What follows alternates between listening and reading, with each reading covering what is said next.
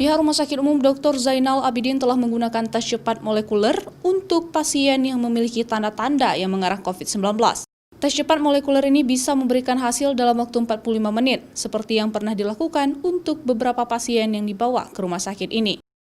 Tes cepat molekuler ini menurut pihak rumah sakit sangat akurat, sama dengan pemeriksaan real-time polymerase chain reaction atau tes PCR, namun dengan pemeriksaan molekuler, hasilnya dapat diketahui lebih cepat dalam waktu 45 menit, sehingga tim medis dapat mengetahui pasien terinfeksi COVID-19 atau tidak.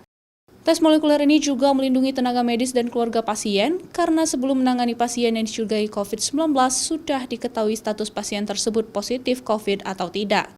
Jadi dia hanya menggunakan cartridge, ya. Jadi setiap orang di swab, masukkan ke alat itu akan keluar dengan komputerized itu positif apa negatif. Punya semuanya untuk melakukan itu. Aman untuk pasien, untuk keluarganya, aman untuk petugas. Jadi ini yang harus publik tahu, Zainal Abidin punya alat TCM, ya, tes cepat molekuler yang akurasinya sama dengan PCR.